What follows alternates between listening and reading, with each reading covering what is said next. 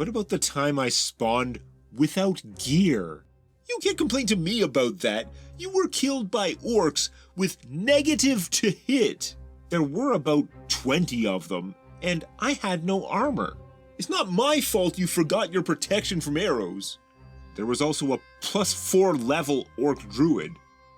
+3 level. Oh, my mistake. Game night is the best night of the week. When your friends show up, the snacks come out, and it's time to slay some monsters. But it can also become a source of stress and conflict. Or, in the worst case, it can turn into the NERF Wars. Please click like and subscribe so you don't miss an episode.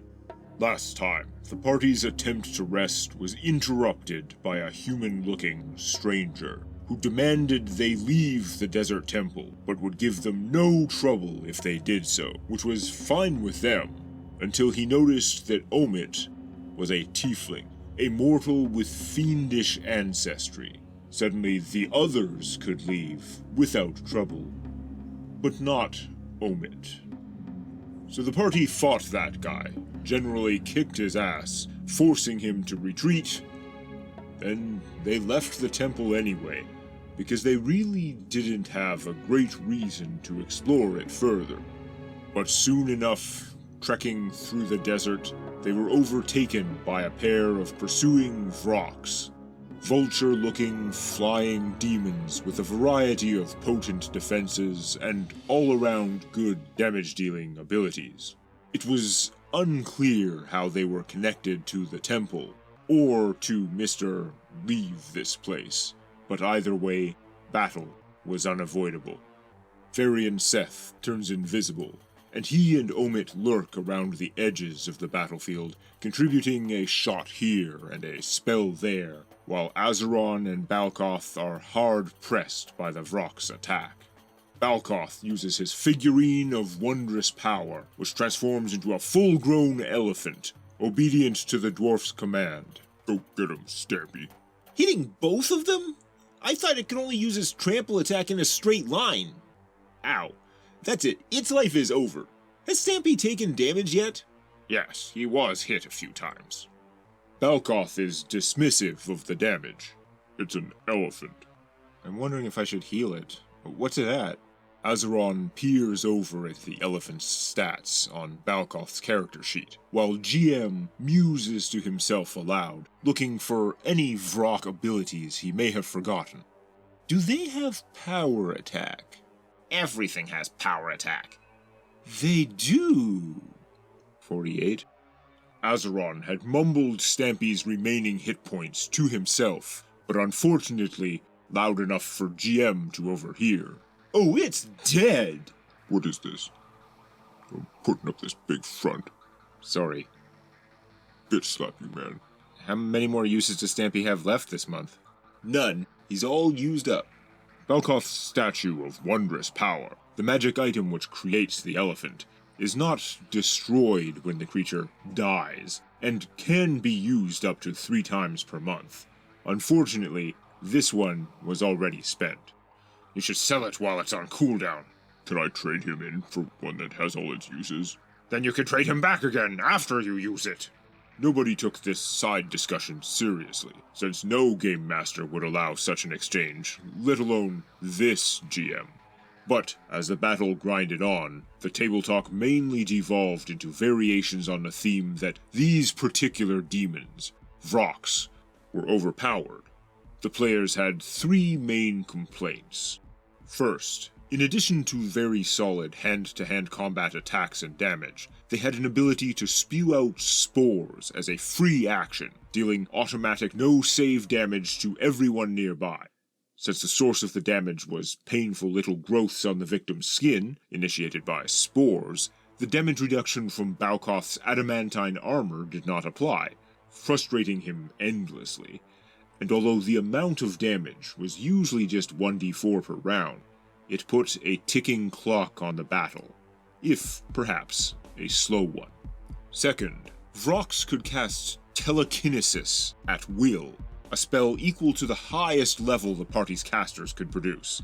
Not necessarily the best 5th level spell, but a flexible one which could be used to deal damage at range. In fact, the main reason the Vroks were not using TK combined with Flight to kite the party's heavy melee warriors was simply the demon's canonical love of vicious hand-to-hand combat. Well, that and third, and most importantly, they were protected by mirror image spells, creating 4 to 6 illusory duplicates that could not be discerned from the real demons, resulting in many wasted attacks. And since these monsters could also recast mirror image at will, every time Balkoth and Azeron hacked through enough images to have a decent chance to hit the real demon, it would simply cast the spell again, giving the demons even more time to wear down the heroes with their claws and inexorable spores. GM brushed off these concerns. After all, the Vroks were a quite reasonable fight for our heroes, according to the challenge rating system, but these circular arguments became increasingly, well, argumentative, and not especially good-humored as Balkoth was worn down more and more by this process of attrition, forcing Azeron to stick dangerously close, within touch range of his healing spells, in order to keep the dwarf alive and fighting. Did you take your damage from the spores, Azeron? Yes. I cast Divine Power on myself. Okay, this Vrok takes a 5-foot step and full attacks you. Hit, miss, hit. Total of 38 damage. Yep, that kills me. Drops my hit points to negative 13. Did you count the temporary hit points granted by your Divine Power spell? Yep. I didn't think we could beat them anyway. What time do you got? 8 o'clock. Omit is furiously scribbling some notes. The last hit did 9 points. Your action, Omit. Can I declare an action to shoot at the images? You mean ignoring the real one? No, there's no way to tell the difference. That would defeat the purpose of the spell. If you could tell the difference, you'd just ignore all the images and shoot the real one. Omit ponders for longer than usual, while Azeron feigns ripping up his character sheet, and the rest of us try to figure out how we will survive without his healing powers. Omit, it's still your action. I'm trying to figure out whether or not it's worth using a 3,300 gold piece item. I'll shoot at the one on Balkoth. 1, 2, 3. I destroyed 3 images. Varian? Let's see, that one? Varian points at the figurine of the Vrok that just killed Azeron's character. Is currently not engaged. What an asinine thing to say. Whatever, I'm just assessing the situation. You're the one who is recording Azeron's time of death. I'll just activate my Ring of Invisibility again, then move over here. As the battle continues, Azeron starts working on his next character. But given the players are frustrated by the endless mirror images and some of each other's choices, before and after their allies' tragic death, the table talk inevitably returns to the topic of Azeron's many character deaths throughout this campaign. Regardless of whether one considers him to have been unfairly persecuted, or simply absurdly unlucky, or perhaps something in between, it is a simple fact that the vast majority of deaths in the campaign up to this point have been Azeron's characters. What about the time I spawned without gear? You can't complain to me about that. You were killed by orcs with negative to hit. There were about 20 of them, and I had no armor. In the instance to which Azeron is referring, his new character was inserted into the campaign as a prisoner who the others were supposed to rescue from an orc camp. And he was subsequently freed by the other heroes, but although that character's class, the psionic soul knife, functions better without gear than most characters would, notably not needing any sort of weapon, he still died in the resultant battle. It's not my fault you forgot your protection from arrows.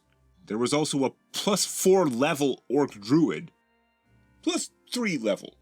Oh, my mistake. The protection from arrows spell had been cast on Azeron's soul knife, and should have prevented quite a lot of damage, but somehow everyone had forgotten it, including him, until after he died, at which point GM had deemed it too late, rather than try to backtrack through a half-dozen rounds of large-scale combat to reduce all the damage he had suffered from arrows. Couldn't just arbitrarily give him back half his hit points. That would be silly. And arbitrary.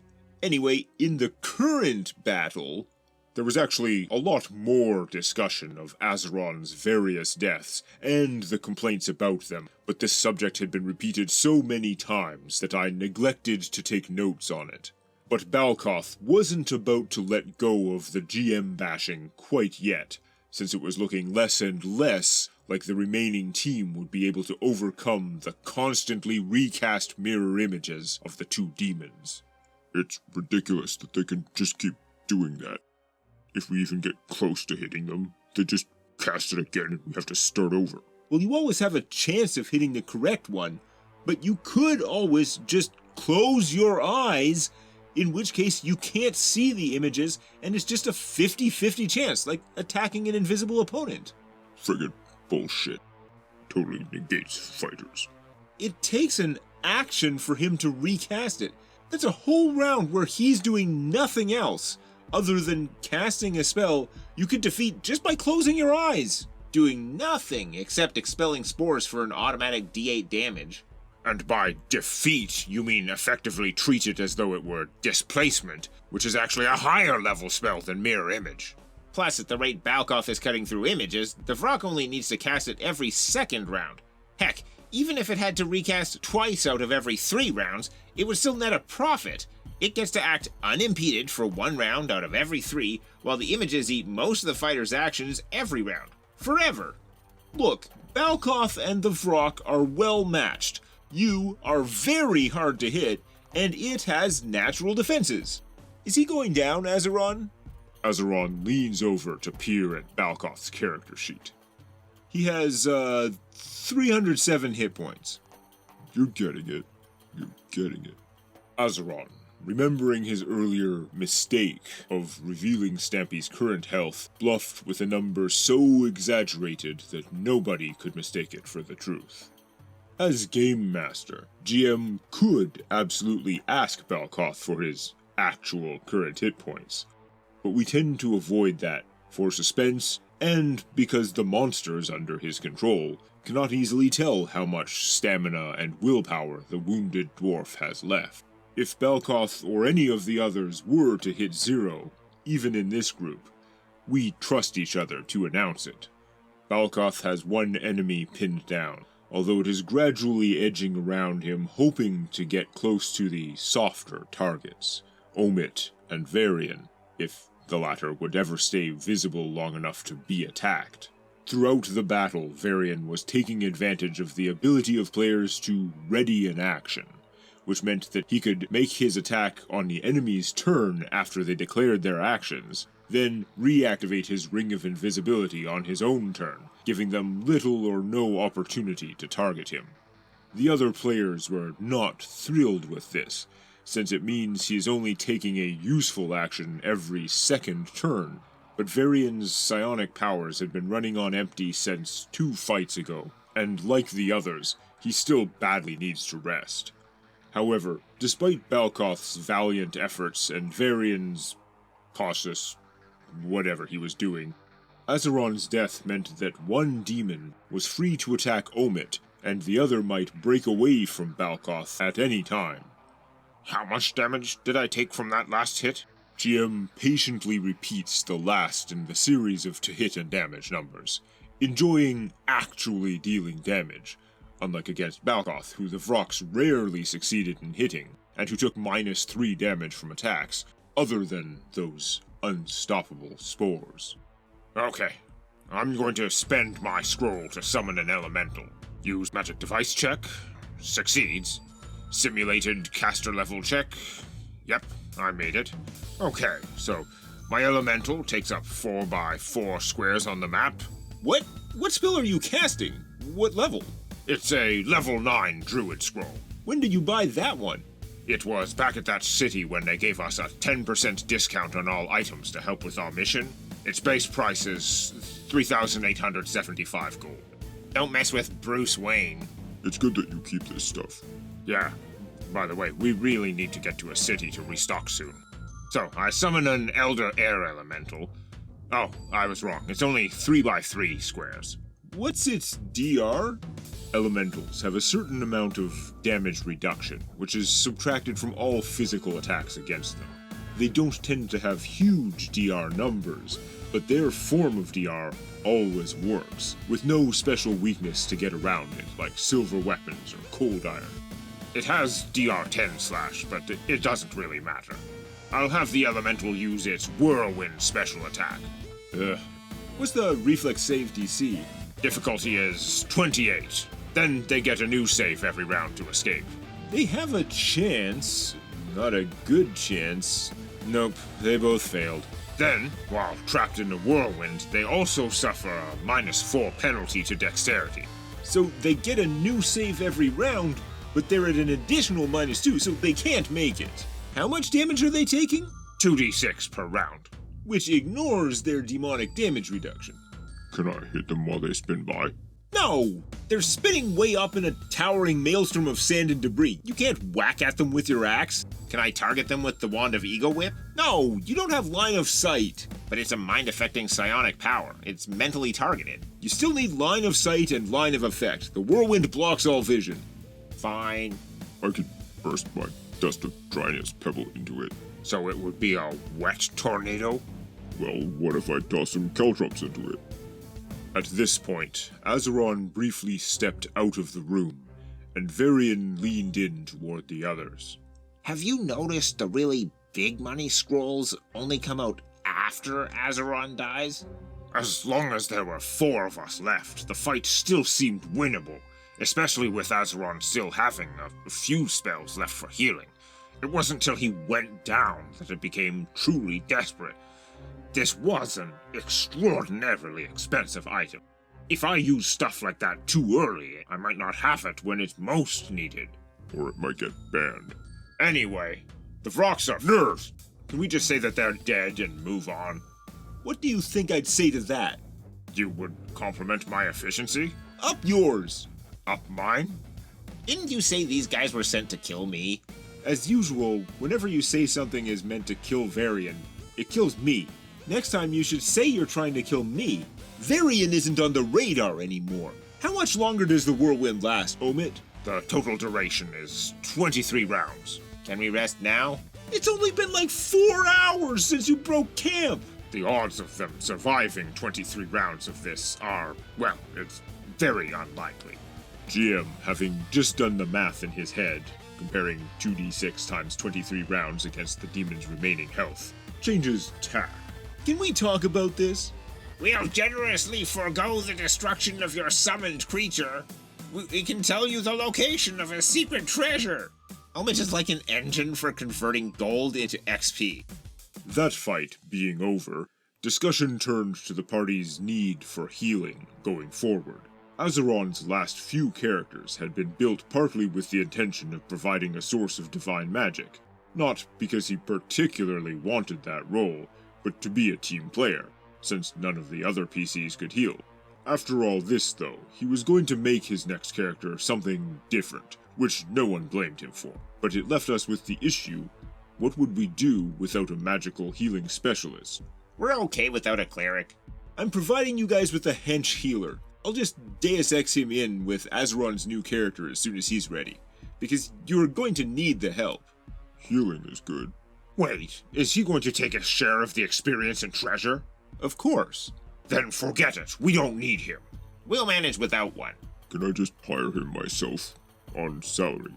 Tell you what, I won't give him any of my XP or treasure, and he won't heal me or interact with me in any way.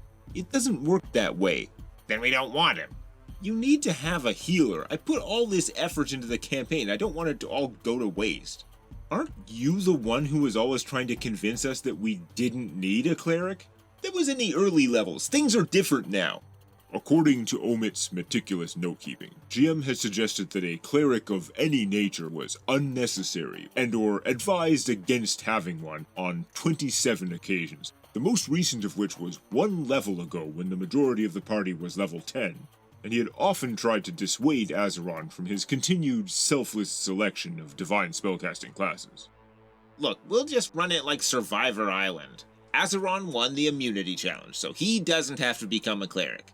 Then the next person to die, other than him, has to make a healer. I'm up for that. Sounds good. Can't I just pay for the cleric myself instead of him stealing our XP? Look, he'll only take a half share of the treasure and experience points. He'll take half the treasure? Screw that. No, a half share. There are 4 of us, so effectively he'll be stealing 1/9 of the total. You guys will have full control of him in combat, and I'll just control him the rest of the time. It'll be a nice outlet for me to roleplay with you guys. Nerf! And so we are once more stuck with an NPC healer. Next time on the Nerf Wars. Please like and subscribe for more Don't Try This at Home antagonistic D&D. I also make a fully animated D&D campaign called Sea of Secrets, which you can watch right now. And there's no way I could keep that up without my generous patrons, especially the members of the organization.